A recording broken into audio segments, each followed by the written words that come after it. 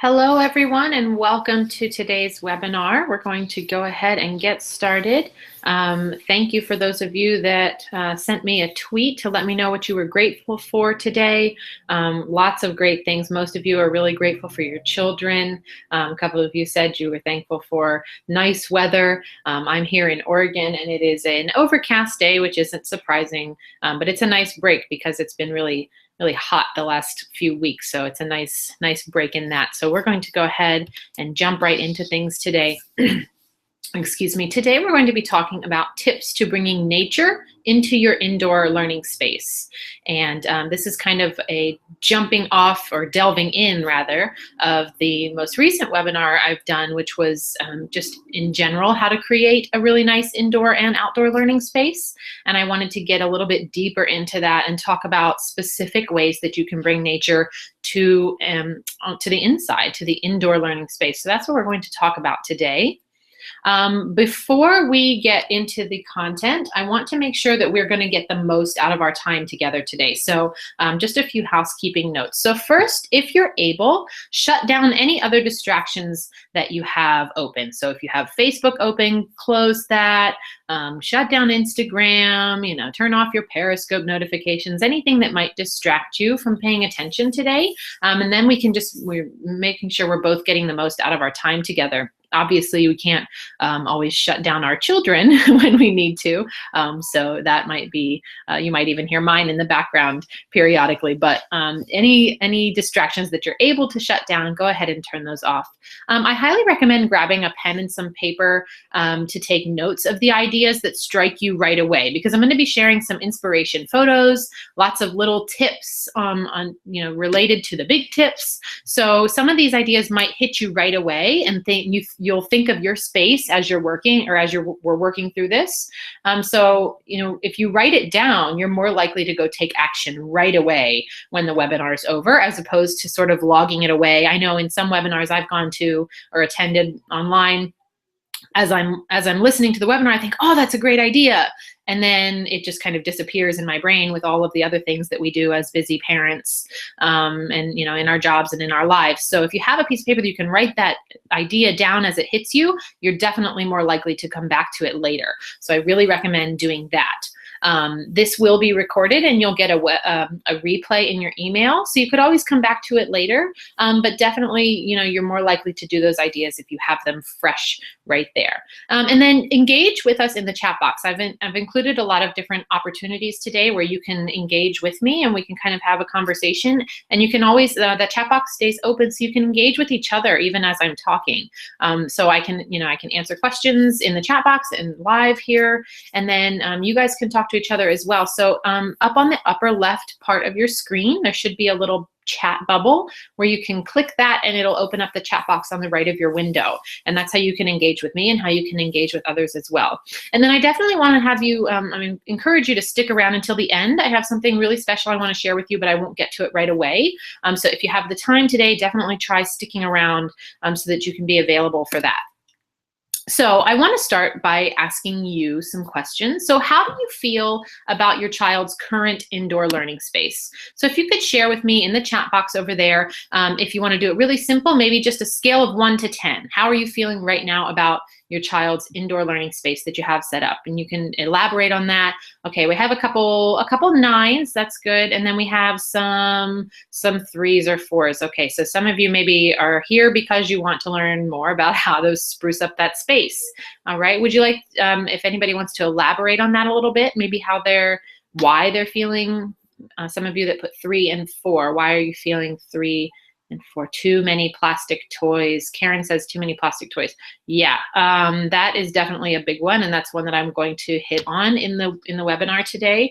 But that's a big one. So so moving on, are there any elements of nature currently in your space? So share with me in the chat there. How many of you already have? Okay, Kat says she's a 7. So right there in the middle, sort of. Are there any elements of nature currently in your space? Maybe do you even have some plants in there, or natural light? Or maybe you have some pieces that your child secretly brought in their pockets from outside, and those are in your space, even little ones. All right, so some of you say you have plants that your children have planted and put in the space. All right. Yeah, natural light. Yeah, see, everybody has something, even if you don't think about it. Lots of you are saying, okay, yeah, I have some natural light. There's a window in there. Yeah, so you'd be surprised. That's actually the first thing we're gonna mention today is natural light and using that. Okay, and one more question is, would you like to learn more ways to include nature in your child's everyday experiences? And yes, yes, lots of yeses. Not really, that's why we're a 7, not really lots of nature. All right, so you're here to learn specifically putting nature in. Awesome. So today I'm going to talk about ways that you can bring nature in, easy ways. And we are going to talk about more ways to include nature in your child's everyday experiences because they are in that learning space probably every day. Most of us, our learning space is a playroom is another name for that, a learning space, because playing is a child's work. That's how they learn, through play. And, it might be in their bedroom. It might be mixed up in the family space. That's one of the things we talked about in the other webinar for the, overall learning spaces.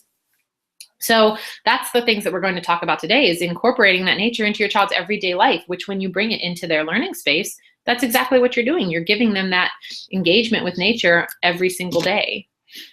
So 3 reasons this webinar might be for you.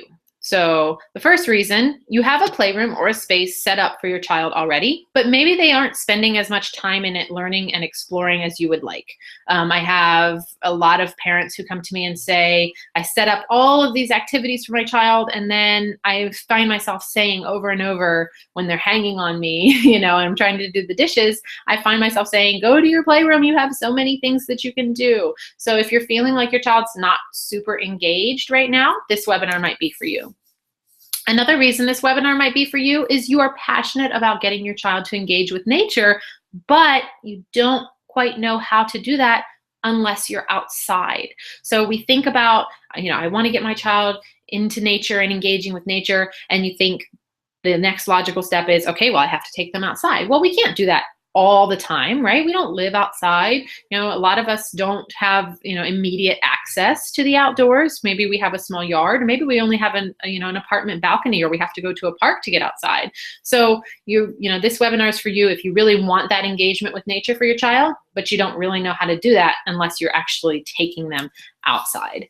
And then the last reason this webinar might be for you is if you're already happy with your indoor learning space, but you want to incorporate more natural elements into the area. And that's what some of you have already said there in the chat box, that you really like the space you have set up, but you want to bring more nature into it. So that's another reason that this webinar might be for you.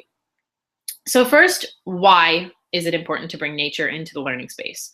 So there's many, many benefits for your child to spend time engaging with nature every day. So that is something that we know. We know that there's many, many benefits to being in nature, but obviously we can't always be outside, like I just mentioned. So if you have the chance to bring nature and its elements into your home and into your child's everyday learning space, they're still going to get all of those benefits of engaging with nature. You just don't have to be outside all the time. Now, the only thing that they won't get is the vitamin D from being in sunshine, because vitamin D has to be absorbed directly through the skin. So this will not, of course, be a replacement for spending time outside, but they're still going to be getting those benefits of engaging with plants and natural elements. And that is just going to build on the time that they spend outside as well. So you're just, compounding all of those benefits. Now, how can you bring this into your indoor space? And while it can seem like a bit of a, I'm not quite sure how to do that, really you can find that just a few changes can make all the difference. So it won't cost a lot of money. It doesn't have to take even a lot of time. Really, all you're going to be doing is looking at the space that you already have with a new light. And hopefully the inspiration that I share with you today is going to give you the chance to do that. With some of the tips that I share will give you that inspiration. So I want to start by giving a little introduction about me. Some of the names here logged in are new to me, so I'm probably new to you as well.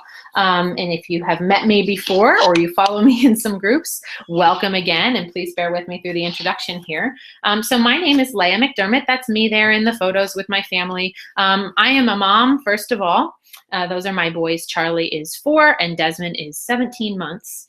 And I'm a former teacher, and I have dedicated my time to helping parents and caregivers provide enriching, meaningful learning opportunities for their children at home and through nature. Many of the people that work for me or that work with me in groups are full-time homeschoolers.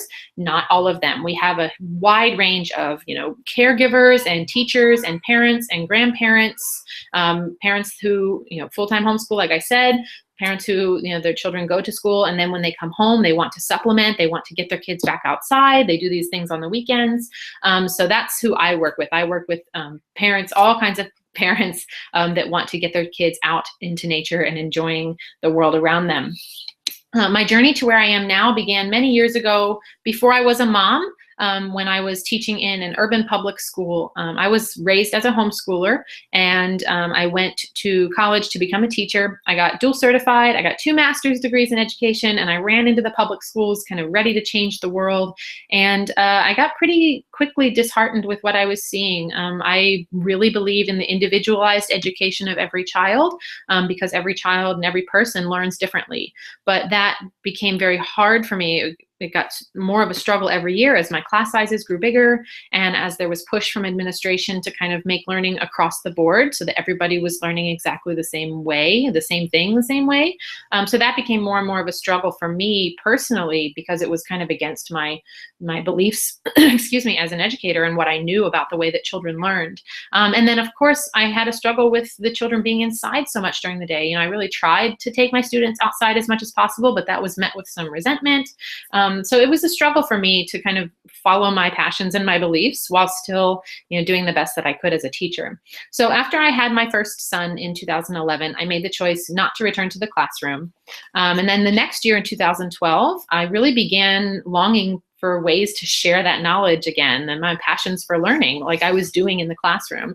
So I started a natural living blog, and I shared my family's journey of going green, and I opened an Etsy shop where I shared the handmade toys that I was making for my son with others. And then as my son got older and I naturally started doing some activities with him, I began sharing those on my blog, and I had more and more people asking me for more of that. That's what they wanted to see from me. They wanted more activities that they could do with their young children, my child's age, and more. And then last year in 2014, when my youngest son was born, at that time, Charlie was almost 3. So he was really starting to do a lot of more structured activities with me. We were outside every day, engaging. And I was sharing those on my blog, and more people, again, please share with me what you're doing. I'm loving what you see, what I see. I would love to do what you're doing with your son. So I pieced together a program, which I'm going to talk about a little bit later. I know that many of you here already know what I'm going to talk about there, so I'm excited to share that with the rest of you who are in suspense right now. But I also wanted to create a community of people, a free community where we could all come together and share our ideas and our frustrations and ask questions and support one another in our journey of raising children and teaching them about nature and the world around them. So I created a Facebook group it's called the Nature Inspired Learning Group, and it's on Facebook, and it's free to join. So please come and join us. You can find it directly if you go to bit.ly/nature group. If you also search for Nature Inspired Learning Group on Facebook, you'll find it directly. And it is a wonderful place where we have over 1,500 members now, almost 1,600, and people are sharing constantly. The thread is always moving. There's people just constantly sharing photos and asking questions and giving advice, and we have people meeting up. So it's a fantastic community of people, and I highly recommend you come and join us. It's a great place to be. And it was through that group, actually, that lots of topics kept coming up, the same questions I was seeing over and over again. So I decided to address a lot of those questions through webinars. Teaching is what I love to do, so I wanted to be able to teach parents and caregivers and teachers as well ways that they could bring nature into their child's lives in many different ways. So that's what brought us here today. So let's delve right into it. I don't want to take up a whole bunch of your time today. So I'm going to talk about 5 big tips for bringing nature into your indoor learning space. And please engage in the chat box if you, I'll pop in when I can. and there's lots of other people here that can go. There's more than one chat box window, so you might be in with a different group of people, so you might not see everything that everybody's posting, but I'm going to try to get to everybody's comments as I can. So we're going to delve right in. So the first thing that you need to do is utilize natural light. And this is something that's free. Sunshine is free, right? So you really want to bring in as much of that to the space as you can. So the amount of natural light really can make all the difference in the feel of a space, and as well as the benefits for your child. So if you think about any area of your home, when you open up the windows and when you brighten up the space with natural light, it changes the whole feel of the room, right? And that's exactly the same for a learning space and for your child. So any opportunity to bring in natural light through any window in the space is something that you want to do. So, take the curtains away, take the dark blinds away, and open up whatever opportunity that you have for that natural light. And then one trick that I want to share here is using mirrors. Mirrors will reflect the natural light around the room, and it'll actually make the space feel like you have more light in it than you do. So no matter how much natural light or how little natural light is coming into your space, you can expound that exponentially with mirrors. So hanging mirrors of all different, and then they suspended a bunch of metal kitchen utensils from the branch, and that is like a music space. So the child can go and bang those together and, hit them with pots or whatever, just create all kinds of music and play and inspiration off of that tree branch. And now, those could have been hung from a dowel rod or, a curtain rod, but what a different element that adds to be hung from a tree branch like that. So that's another great inspiration piece. So if you have like a fallen limb outside, bring that inside and see what you can do with it. And then the last big tip that I want to share with you today is to set up a nature table. So this is a super quick and easy thing that you can do, and it's a great way to bring nature indoors. If you don't have a lot of space for a full table, you could do a nature tray even. So if you're in a small apartment and you just don't have the space to set up a separate table, use a tray that can be put away and brought out for your child. So use this space as a place for your child to collect an assortment of natural items when they're outside. So this is like a space that's uniquely the child's. This is a fantastic way to keep seasonal treasures or themed discoveries during a learning unit, to kind of extend that investigation past the structured activities or past your time outside. It's a great space for your child to go later and kind of explore on their own and kind of, like I said, extend that investigation phase for them. And if you look in this picture, this is one of my favorite pictures. This is somebody actually shared from our Facebook group. But this is an example of her, or a photo of her nature table. This was taken during a theme. They were studying a bugs theme, actually, from the program that I'm going to talk to you about in a little bit. But right there on the table, it's just such an inviting space. There's natural light right on the space. She's got some bug cards suspended up for inspiration on the wall there. There's plant life. There's live animals, in the bug catcher. They were studying bugs, so there's bugs right there. There's tree branches there. What a great space for a child to sit and learn and engage. And that's exactly what I'm talking about there in a nature table. And really, I recommend this being a space that's freely your child's. This isn't generally going to be a space that you're going to set up for them. You might, add some pieces or, throw in maybe something unexpected to, like I showed you a while back, they put those computer parts along with it. So maybe throwing something unexpected in like that to sort of spark your child's creativity again. But in general, this is a place where you want your child to have the freedom to explore nature on the inside. I would recommend, depending on your child's age, setting some ground rules. So I found the hard way that I had to set the ground rule that we couldn't have any live creatures at the nature table unless I knew about them first and they were collected. Like on the first photo there, we showed you the butterfly catcher there. They were, growing some caterpillars into butterflies. So, maybe you have to set the ground rules that living creatures are not allowed on the learning or the nature table, unless the parent allowed it. But in general, this is something that I allow my son to have completely free. And this picture is a great example of what a nature table can do. So they've got a collage up on the wall. They've got a huge assortment of things right there. And you can see the elements that the parents did add, some mats and trays and containers for sorting. They've got a magnifying glass. If you look on the side down there, they've got a mortar and pestle, which is, there's no better way to learn about how something goes together than for a child to take it apart. So to have, scissors and a mortar and pestle and, observation desk and magnifying glass is just a really great way for a child to be able to take the nature apart to learn about how it went together in the first place. So I love this example of a nature table. It's down low. It's right there where the child has access. So if you only do one thing after reading this post and looking at the webinar today, set up a nature table inside. Write that down, set up a nature table, look at the nature table you have. The one thing that you might have to do as the adult is to periodically clean it out a little bit. So you might want to, go through once a week and say, okay, well, these acorns are not good for play anymore. Let's, recycle those and take them back outside and compost and allow your child to continue to bring more nature inside. So where do you start? So start simple. I hope I didn't overwhelm you. I know that was a lot of information. Hopefully you were able to jot down some really good ideas that kind of sparked your curiosity and your interest right away. Most of these changes you can make without spending a dime. It doesn't cost anything to, take the curtains off your window or to, set up a table that your child can bring rocks inside. So most of these things you can do really cheap or completely free. It's really just about taking a new look at the space that you have now that you have these new tips and this new information. So go back to your child's learning space, and look at it with a new light. Where can you add some of these natural elements to the space?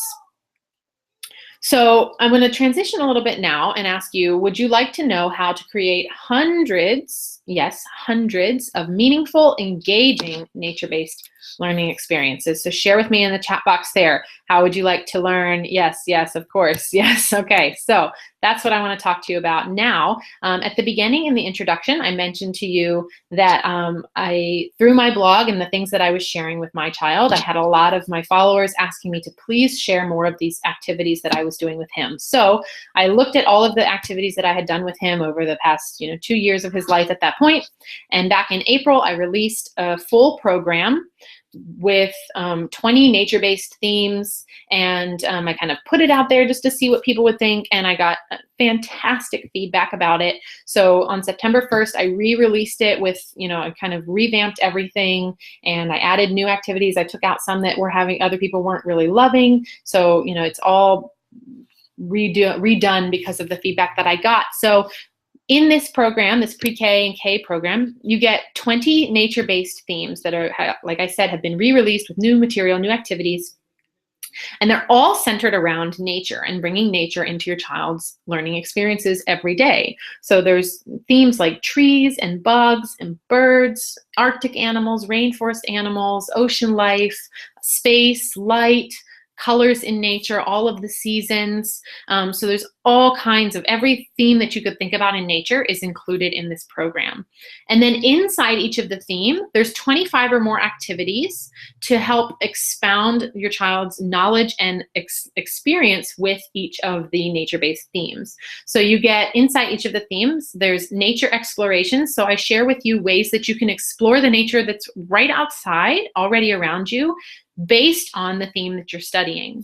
I share art activities, so ways that you can use nature to create art. And then math extensions. So young children, aren't always ready for higher level math concepts, especially ones that we want to teach them in public schools generally. But if you utilize nature and bring that in, the child is going to learn and experience math concepts without even knowing that that's what they're doing. It's kind of building those math extension blocks, when they're not even realizing it. So I have math extensions inside every theme, sensory play, which is a fantastic way to utilize outdoor learning spaces specifically. Science experiments, because like I mentioned, when a child gets to take something apart, that's how they learn how it goes together. So I have science experiments about each theme inside every one of the 20 nature-based themes.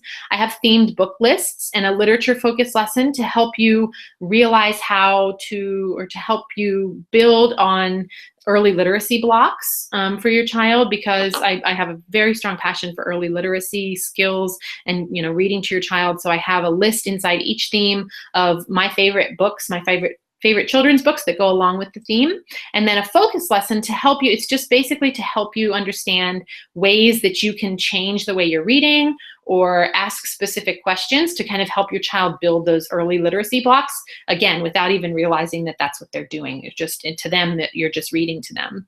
And I've included a kid-friendly recipe at the end of every theme, because along with my passion for early literacy, I have another passion with kids eating healthy and developing healthy eating habits. And research has shown that for a child who is engaged with growing their food and creating their food, they will develop healthy eating habits that will stay with them for the rest of their lives. So if you put in the effort now to teach your child how to create healthy meals, that will stay with them forever. So it's something that's so simple to change now that makes a change for their whole life. And that's something that I'm really passionate about. So I've included a themed recipe inside each of the themes to kind of get your child excited about eating healthy foods. And they're all healthy recipes, of course, no sugars, no dyes, or anything like that. You get lifetime access to this e-curriculum. So you'll get a download link right away. It'll take you to where you can download the whole program. It's split up into the individual themes to make it easy to access. And then you can print it if you want, or you can keep it right there in your files, but you also have access to it forever on a cloud, so that you can pull it up on your phone or your tablet or your computer. You don't have to download and save it. You can always have access to it right there online to sort of free up your space. And then there's more than enough in here for a full year of activities. So you get over 500 activities total. So you could do a different activity every single day for a year and a half, and never run out of activities. So when I said hundreds of activities, I wasn't kidding. It's literally 500 or more activities in there that you could do. And they're not, the themes are not in a specific continuum. So you can use them based on your child's interests, which is fantastic. And I'll talk about that in a second. And you also get an instructional guide that comes at the beginning. It's a 10-page guide that I put together with info on things like setting up a learning space. So a lot of what I talked about today, making a plan to use the program, making a daily schedule for a child, a sample calendar of how I teach the program, some safety tips in nature, research about the benefits of children in nature, how to talk to your child about like conservation and endangered species. So all kinds of good information in there. And then, so I told you what you get, and now I wanted to share with you what you will create. So when you use this program, you will be creating a sense of wonder and excitement in your child for the world around them. A child is born, every child is born with an innate curiosity about the world around them. So using this program will help you. Everything is right there for you. It will help you share that sense of wonder and boost that and build off of that to create an entire new world of learning for your child. You will create over 500 unique exploratory activities for your child, all based in nature. And you get to create a tailored learning experience using this program that's designed around your child's individual interests. Now, like I just mentioned, all of the themes come, it's 20 different themes. They don't have to be taught in any sequential order. They're all, isolated for themselves. Obviously, as your child works through them, they'll learn different things. They'll build their knowledge based on something that they've learned in another theme, for example, but they don't have to be taught in any order. And that allows you the freedom to pull something up right away when your child all of a sudden shows an interest in birds or shows an interest in ice or butterflies or colors. You can pull that up and everything is right there for you. You don't have to go to Google. You don't have to go to Pinterest. You don't have to go to the librarian and ask for help. Everything is right there for you to design an experience that's based on your child's interests. And that is how real learning happens, when your child is already interested in it and you can build on that. And you will create engaging nature explorations outside, fun art activities, messy and wonderful fun sensory play, exciting science experiments, cooking fun, joyful reading experiences, and secret math understanding when you use this program. Now, I want to give you a little peek inside so that you know what you're getting. So inside each theme, they all kind of look the same. It's just with different information. So you can see these are excerpts from the Rocks theme. So on the far left, you see the recommended books list. So I include my favorite books, and then there's that literature lesson, which is just an example of some things that you can do automatically when you're reading to help boost some early literacy skills without your child even knowing.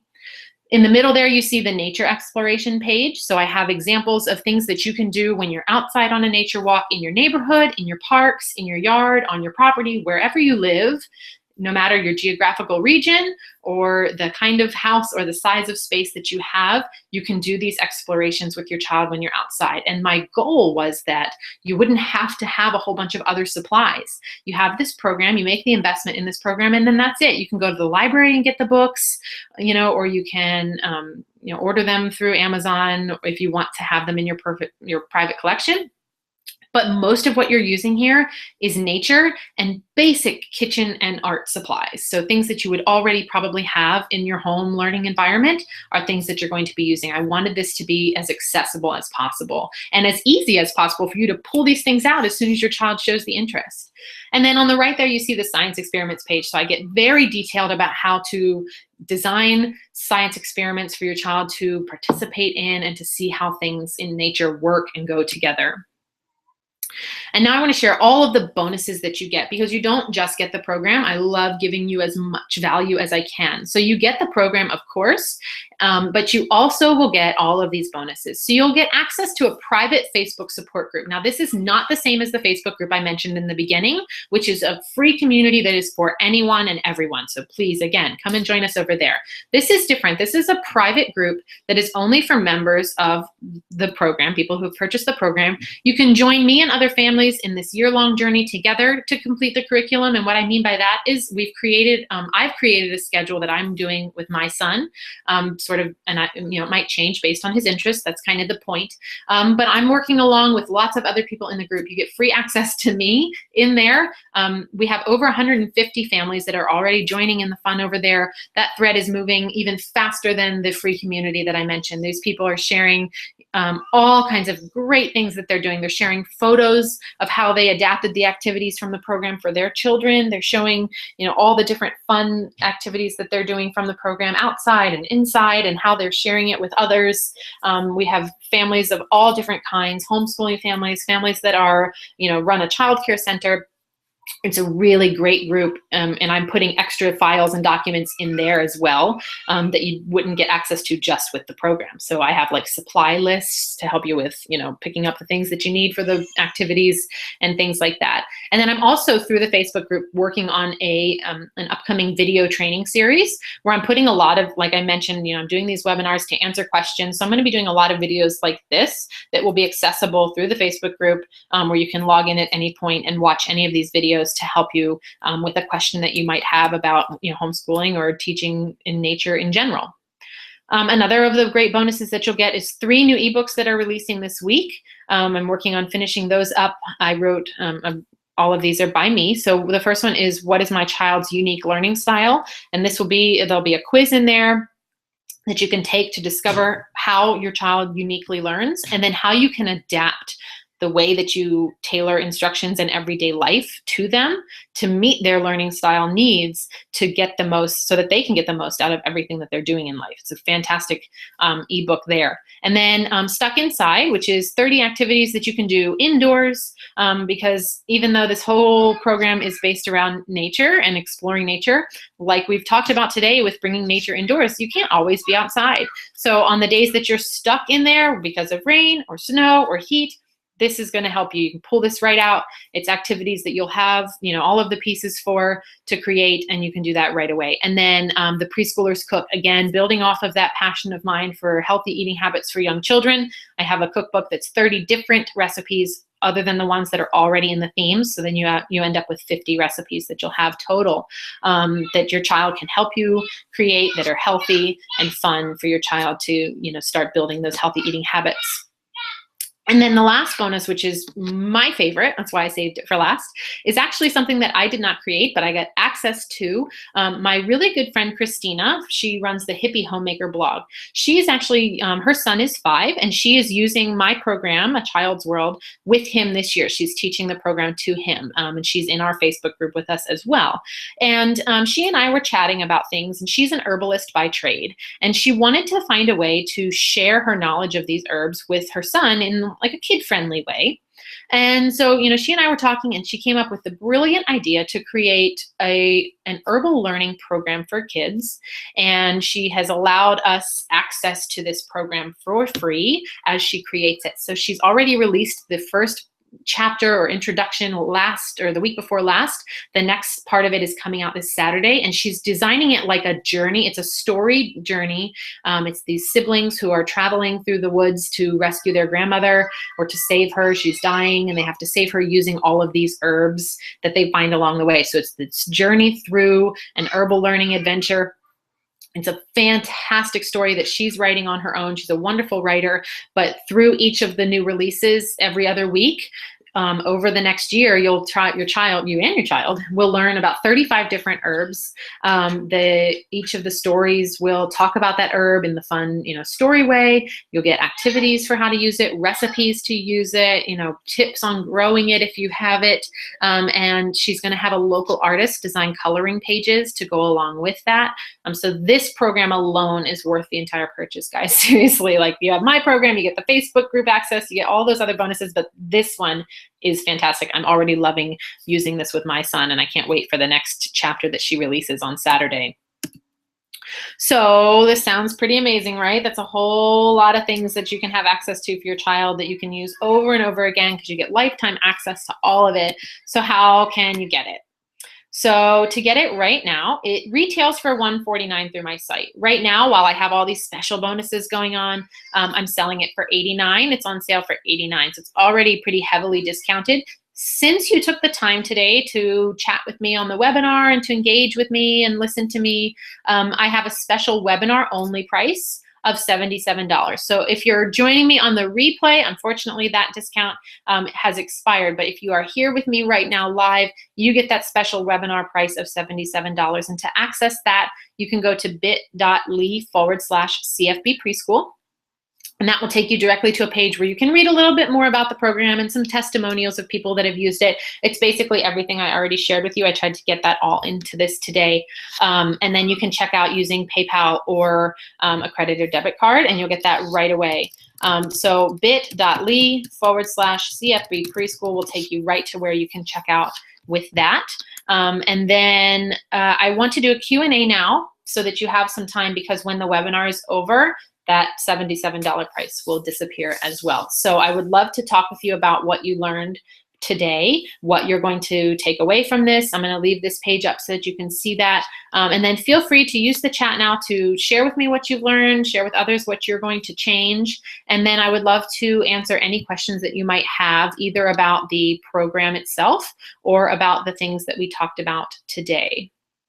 So go ahead and you can share any of that. If you are already, some of you here are already in the group, so if you would like to share, some of the things that you've already used, that would be great. Yeah, Lisa says, I'm already in the group and loving the program. My kids love it, and I'm loving the herbal learning program. Yes, Christina's program is fantastic already, and there's only been one section of it released, so I can't even imagine how great it's going to be over the next, over the next year, all 35 herbs that we get to discover with her.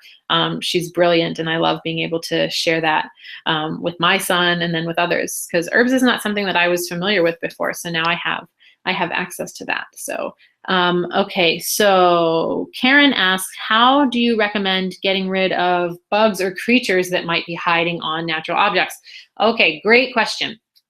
So one of the things I talked about was bringing the natural loose parts inside to play with and kind of replace a lot of those plastic toys. So one problem that you might have, depending on where you live, is little tiny critters that have crawled into the pine cone, or if you have ever brought acorns inside, you might be disgusted the next morning to find some pretty gross little larvae hiding inside the container where the acorns were kept. So yes, that can definitely be something that you'll deal with when you bring in those nature loose parts. So to combat that, there's two things that you can do. You can cook them or freeze them. So if you put the pine cones or acorns or those natural elements, if you put them in the freezer overnight, in general, that will take care of any critter that might have been in there. So those will all die off. If you want to do it a little bit faster than freezing overnight, you can alternatively cook them. You basically just line them out on a baking sheet, put them in the oven at the lowest possible temperature that you can do on your oven. Maybe like, if you have, I think mine only goes down to 200. Some ovens go a little bit lower. So set it to the lowest temperature that you have, and you want to leave them in there for at least about 2 hours so that they can fully heat up to the temperature. But again, keep it low so you're not actually cooking your nature pieces. So you can get rid of all the little critters that way, cooking or freezing. Great question. So Kat asks, where can we buy plants for our kids' room? Is there a type of store that can be trusted more than others, or is it trial and error only? So yeah, so that's a good question. And this is really going to depend on where you live. So, if you're in an area that's a little bit more suburban, your only option might be like a Lowe's or a Home Depot. And in general, I've actually found that those stores have a fairly decent collection. Succulents or little cactuses are pretty great. But if that's your only option, I would recommend maybe taking your child. And if they have, a connection to the plants that you're putting in their space, excuse me, then they're going to be more likely to take care of it and want to keep it there and take care of it instead of, digging the dirt out or making a mess or whatever. So I recommend taking your child with you. I live in a city, so I actually have I have access to a lot of, local greenhouses and local nurseries where I can purchase plants that are a little bit, more elaborate or whatever than you might find at a Home Depot. So the only thing that you would want to do is maybe look into plants that might not be safe to have around pets specifically. If you have a child that is eating the plants, you want to be a little bit careful there. Definitely, you don't, like in the holidays, you don't want to have, poinsettias in the house. Those are poisonous. So you really just want to be careful. I would be a little more worried about things that were poisonous to kids, but specifically pets. Like lilies, I don't keep lilies in the house because they're dangerous to cats. We have dogs and cats, so that can make a big difference there. So that would be my biggest concern, is looking up. And generally, I found, especially in the big box stores, they'll put on the tag, if it's on the plants tag, if it's something that you want to keep away from small children or keep away from pets of any kind. So I hope that doesn't really answer your question. It's nothing very specific. But yeah, trial and error basically. And just really, you want it to feel good to you and feel good to your child, because it's a space that's for you. I create my space and you create yours, and someone else will create theirs based on their unique interest and what excites them. So my son particularly likes plants that have flowers on them as opposed to just green plants. So that's typically what I try to fill the space with for him. He really likes art. He likes to draw them. So, we have flowers all over the room. So I'm replacing them a lot, obviously, but, and I definitely recommend as cheap as you can go, because, in general, I like to give the child free access to them. So my son cuts down all the flowers and he rips them apart and he crushes them in his mortar and pestle, and he'll put them in his bath and he'll draw them and paint with them. So that's kind of the point, is to sort of use them, if you can, as a loose part in themselves. Yeah, thank you. You're welcome. I hope that answers your question. It wasn't very specific. And like I mentioned earlier, there is, do a search on like Etsy for succulents. I cannot remember. I know the name succulent is actually in the shop name, and I can't right now off the top of my head think of what it's called. If anybody knows maybe what I'm talking about, you can put a link in the chat box there. But I can't off the top of my head think of that. So are there any other questions today? I'm going to have the webinar go for about 5 more minutes to give you guys a chance to read up on everything. I'm going to go back and give you, unless there's any more questions that I can answer for you, I'm going to go back and show you one more time everything that you get here. This crazy little slider bar that I couldn't get rid of. Sometimes technology and I don't get along. So you get the full 20 nature-based themes with 25 activities inside each one, with the sensory play and the art experiments and the book lists and sensory, I mentioned that one, science and the math and the nature. And you get lifetime access to that. You get the how-to instructional guide. You get to take charge of your child's learning experience and help them create things that are based around their interests, which is the most important part, of course. And there's the peek inside of what you get. And then the bonuses, you get the private Facebook group, which is fantastic place to be. You'll get access to the video training series when I have that all worked out in my head the way I want to do it. You'll get 3 ebooks that I'm putting together that will release this week. You also get access to the year-long herbal learning course for kids. Again, fantastic piece to add to your teaching and learning repertoire. And then to access that today, it's $89 on sale. It will retail for $149 once the bonuses are released through my website. Special webinar price today of $77 if you join me now. So now is a fantastic place. Okay, another question, mirror placements. Where do you put it specifically compared to the windows, right across or off to the side? So I recommend, depending on how much light, thank you for that question, depending on how much light you have in the space, you will want to put them everywhere. But to get the most out of it, so if you only have 1 or 2 mirrors right now and you want to use them as best as you can, you want to put it right across from the window. So if your window is on the north side of the room, you want to put the mirror on the south side of the room. So, you know, directly across from one another to help bounce that light around the rest of the room. And then obviously if you would put them off to the side, also they would bounce off of each other. But directly across from the window is where you'll get the most reflection. And then, like I mentioned, I highly recommend finding smaller mirrors to place on the tables that your child's working with. And you can actually make your own safe mirrors. I know I mentioned that, but you can get just a regular mirror. And if you buy there's like the foam padding that you can buy to like make the corners of your tables safe for if a child, you know, headbutts them. You can buy some of that strip. It's like weather stripping or foam stripping, basically. And you can put that around. You can buy it in pretty thin strips at like a home improvement store. You can put that around the edges of any mirror. Then makes that a little bit safer for play. Your child can then pick it up. One of our favorite things to do is to get one of the floor length mirrors that you hang on the back of a door in a dorm room. And we lay those on the floor, and I'll plug in a rope light and kind of wrap that around. And then my son loves to build blocks on top of the mirror with the rope lights. And I know that, you know, some of these things might sound like they're dangerous, but really when a child is fully engaged, they're going to naturally be more careful. So, you know, this is something that it's one of his favorite activities to do, because building on top of a mirror creates a whole new, you know, level of seeing everything. They see, you know, underneath what they're doing, and a mirror behind their work kind of reflects it back and makes everything look bigger. So I definitely recommend using mirrors, not just for the light reflection, but for all of the different ways that it changes the learning experience for your child.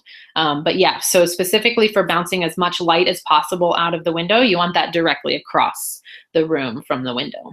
Okay, so I think I've answered most of the questions here. I tried to answer a couple in the chat box as well. Hopefully some of you were able to answer each other's questions. I saw you having the little chats in one of the boxes there. So hopefully all of your questions got answered today. Feel free to come and join me in the Facebook group that I mentioned at the beginning. And any questions that pop up later, come in there and we would all love to chat with you. Remember, if you have a question, probably somebody else does too. So come on in and join our Facebook group and share there. I'm going to be ending the webinar here in about 1 minute. I'm going to go ahead and turn off the microphone and the recording now. But in about 1 minute, this $77 special webinar price will end. But you can still get it later. It'll just be at the $89. The $77 was a thank you price for joining me today. So thank you so much for being here and for listening to me. I hope that I was able to share some new information and give you some inspiration for something new that you can create in the space that you already have. I would love the feedback later if you were able to share. I always love when people come back into the Facebook group with pictures of what they've changed. So take before pics first and then take an after pic and come and share it with us. So thank you so much for joining me today. Have a wonderful morning, evening, wherever you are in the world. Have a great rest of your day. And thanks again. Bye-bye.